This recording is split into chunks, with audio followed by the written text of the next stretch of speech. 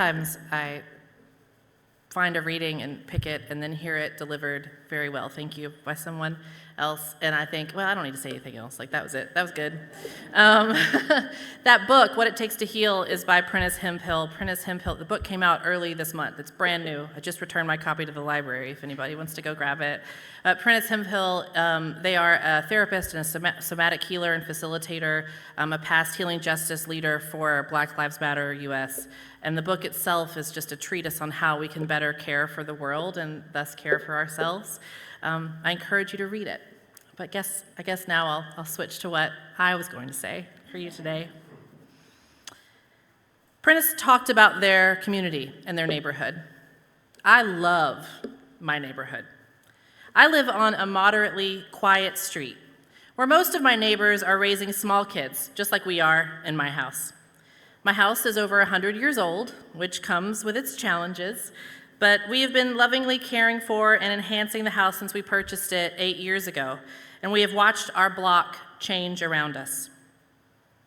Just steps from our door, maybe a 2-minute walk away, is a 4-way stop that has a bistro on one corner, a record store on the other, a quiet bar right on the third one, and then on the fourth corner of this 4-way stop is a building that houses a toy store, of all places, with an ice cream shop and a coffee shop, like, attached to it. I have a 6-year-old and a 3-year-old. It's like I've plopped them into a little dream world. And if I walk about 15 minutes in the opposite direction, I'll pass bakeries, multiple, a candy shop, a preschool, several restaurants, and even more coffee shops. In finding and becoming stewards of our house, just a year after we got married, Ashley and I miraculously found what we wanted. I wanted a bit of a yard, and Ashley wanted something walkable. We absolutely loved it, but we never dreamed that our neighborhood would become what it has become around us. We absolutely adore living there. Our corner of Nashville, our little bubble, feels like home more than any other place I've ever lived. On the same spot as that 4-way stop full of perfect neighborhood hangouts, there is also a bus stop for the number 4 Metro bus that takes you right downtown. It runs about every 40 minutes, and if you hop on, you can make your way down through Lockland Springs, up Shelby, and over the bridge to Public Square Park, and then to the bus station downtown. Until about 2 months ago, I couldn't have told you anything about that bus line and where it makes its stops. I couldn't have told you the different methods available for paying your bus fare, or about what seems to be the common bus etiquette that I tried to pick up quickly, of waving thanks to your bus driver when you step out the door located in the middle of the bus to make your way home. I couldn't have told you any of those things because until about 8 weeks ago, I had never set foot on the bus, even though I have to make my way downtown for my neighborhood about 3 to 5 times each week. Like the vast majority of people of privilege in our city, and as a person who was born and raised here, as were my parents and my spouse and her parents, I am very used to having a car and driving my car wherever I need to go. I keep a particularly busy schedule, right? Between my job, volunteer commitments, seminary, and helping my kids get all of the places they need to go. So using a car in order to get those places and keep such a tight schedule running doesn't just seem necessary. To be honest, I didn't ever really consider another option. I had too many places to go. I had too many places to be, and I needed to get there quickly. The results of this, the fact that I whisk myself in my car from one activity to the next, most often from the comfort of my bright and comfortable neighborhood to my fancy glass-walled corporate office downtown, means that I spend almost all of my time in that bubble. Without any deliberate, articulated intention of doing so, I keep myself sequestered from anyone whose life doesn't look a whole lot like mine.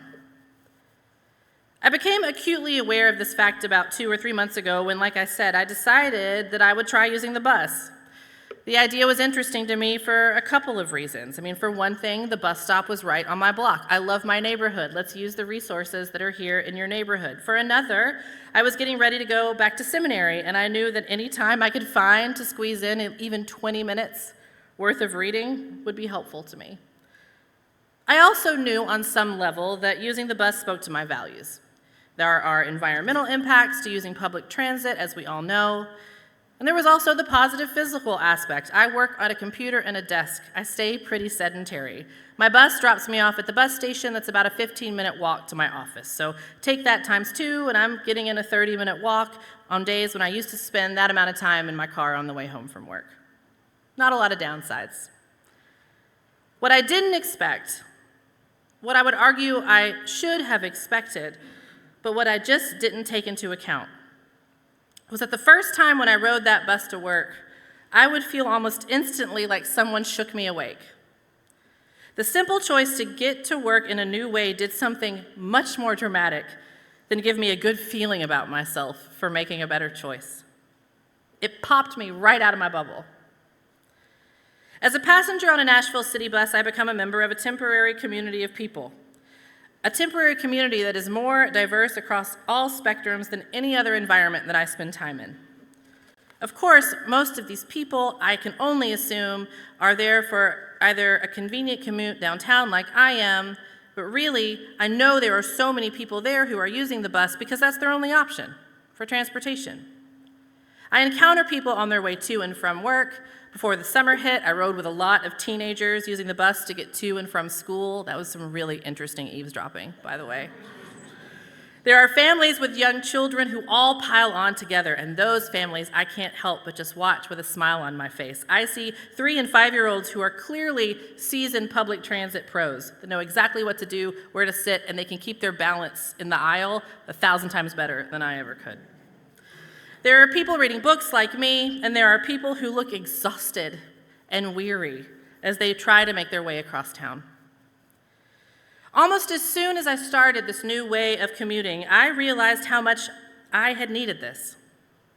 I am someone who is passionate about this city and the equity it provides its people. I am someone who has spoken loudly and with determination about how I believe in Tennessee and how I believe we should stay and fight back against the injustices that have been raining down from the State House these last several years.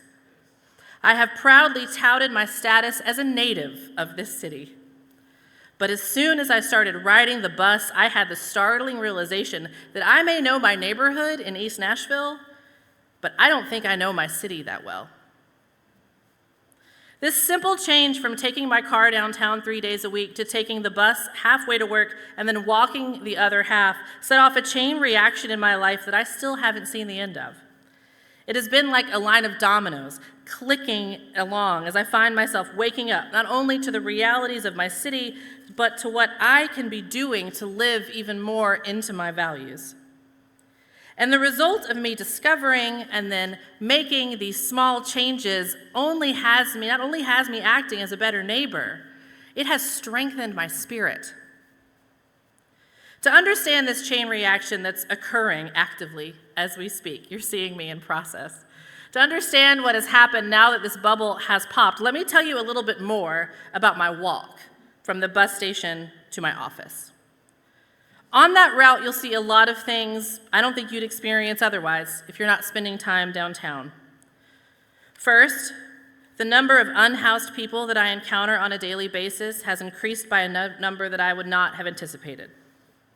All along the streets where I walk from John Lewis Way up to Church Street and then over to my office seem to serve as a hub for people who need a place to rest, a place to find shelter from the heat or the rain, or to find something to eat. My route takes me right by the library, and I'm walking by the library typically around 8:15 in the morning. The library opens at 9 o'clock. These days it's already in the 80s at this point. I would say, and I'm sure many of you have seen our neighbors there, there's usually 20 to 30 people in the park across the street from the library that are waiting to get inside.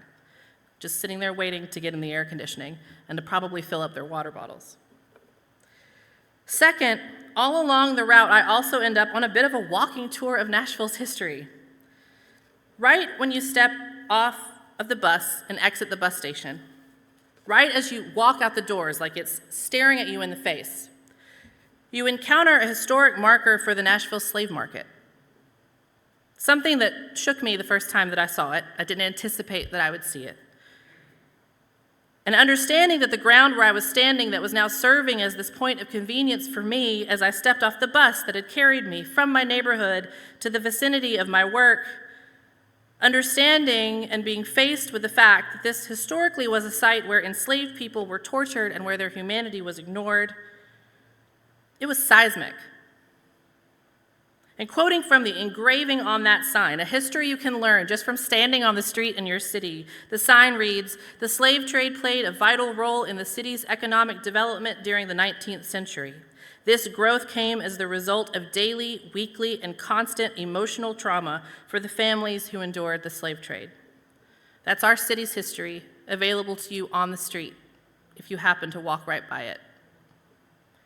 So it is impossible that I not stay cognizant of that thought as I walk through the city that has been my family's home for 3 generations.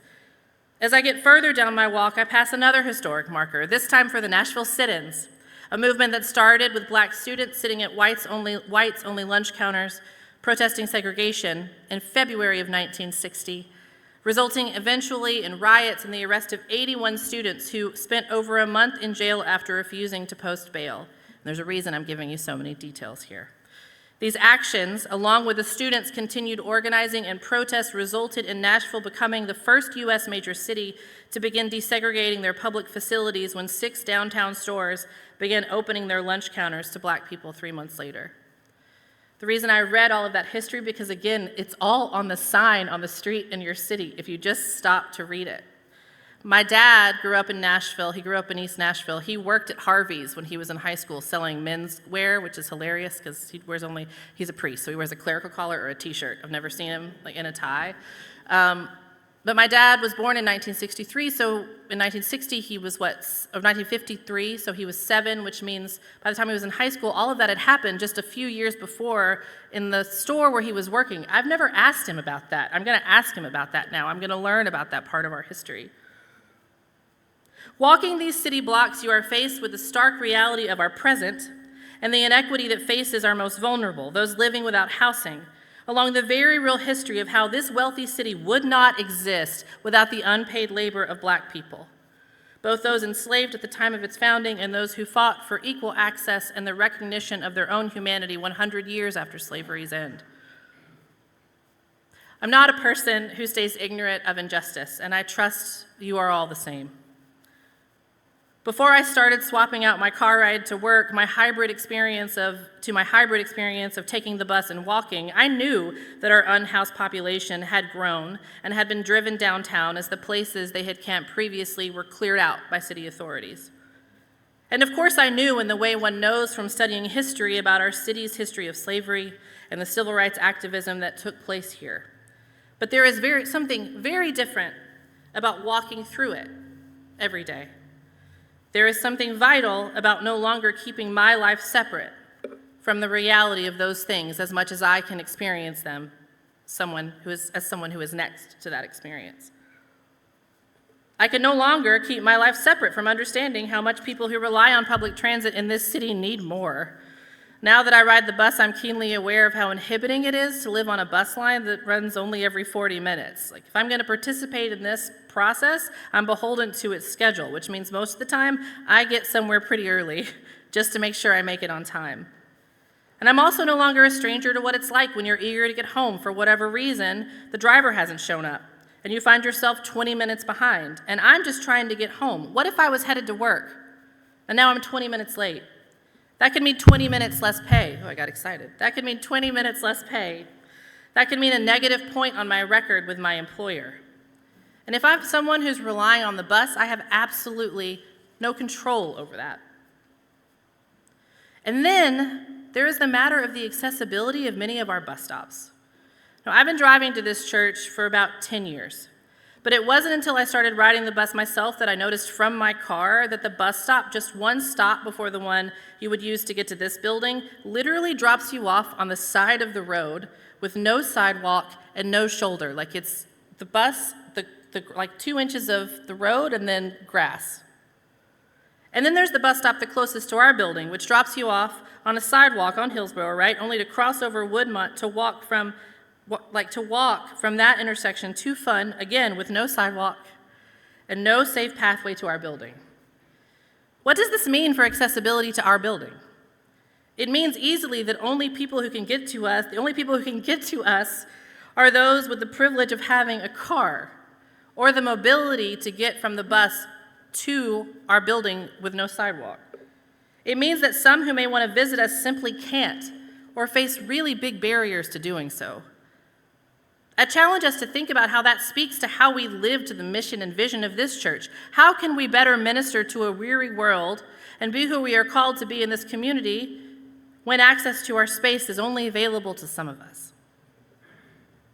All of the new information about my city that I've gathered on these bus rides and these walks, and all that I'm noticing around me, they're steadily changing me. Taking the bus, shifting how I experience Nashville is not just a matter of making a choice at this point. I find it's becoming a spiritual practice, and I note the privilege inherent in that. The truth is we don't know what we don't know, and a lot of time we can't know something unless we see it. In our culture of busyness and distraction, we need reminders to keep us on the path of living our values. I'm not saying that taking the bus is a choice that works for everyone. In fact, knowing what I know now about all that needs improving in our transit system, that helps me understand why the choice would be prohibitive to so many. But I do know that however we do it, whatever choices we make that meet that end, ensuring that we're not living lives where we only see the same things every day, the same people and places, can help us to stay keenly aware of how interconnected we all are and how much work there is to be done in order to bring more equitable access to more and more people in our city. There is an opportunity to bring love to how we encounter the world. And it will only come naturally as we see these things, as we experience them, as we enliven within ourselves the truth of how difficult it can be to use the resources in our communities that are available to everyone. They may be available, but that doesn't mean that they're easy. Now, there's a bit of a difference to my story than the one we learned about the Buddha earlier in the service. Gail left off the part where Siddhartha decides the best way to figure out how to fix everything, I'm obviously being a little flip, is to go off and meditate under a tree until he figures it all out. And I think he figured out a lot. But I would argue that I'm more aligned with, and would ask you to consider the approach closer to what we heard about in the reading from Hannah Arendt, that philosophy. Hemphill reminded us that Arendt's point of view was to call on us to be involved in the world and to, quote, renounce lives of seclusion. Because it's only that way, living in the world, that we encounter what needs to be changed and we know what we need to do to change it. As Unitarian Universalists, I believe we are called to be in the world. For us, the world is sacred. Our Universalist heritage teaches us that instead of there being a possibility of leaving this life for an eternity of misery, that instead we get our hell on earth, and that it is our sacred duty to love the hell out of the world. My message to you today is all about being in the world so that first we can truly know it, that we can truly see it, and then we can truly start seeing what work needs to be done. A lot of these things I'm describing to you, these realizations that have been clicking into place, they are building up energy within me. They are working as catalysts to spark action. They have inspired me to bring them to you today. And my hope is that you will share with me what ways you stay connected, what ways you have of ensuring that you see the world around you, and what you have learned as a result. We are so lucky not only for the joys and comforts that our lives and our homes and our closest communities provide us, but to also have a faith that calls us towards love, that calls us to be in the world so that we may shape a better one. So may we all keep our eyes open. May we share what we see, and may we find ways to work together to lift each other up, to go along together to a more just, more equitable, more love-filled city, to a more love-filled world. May it be so.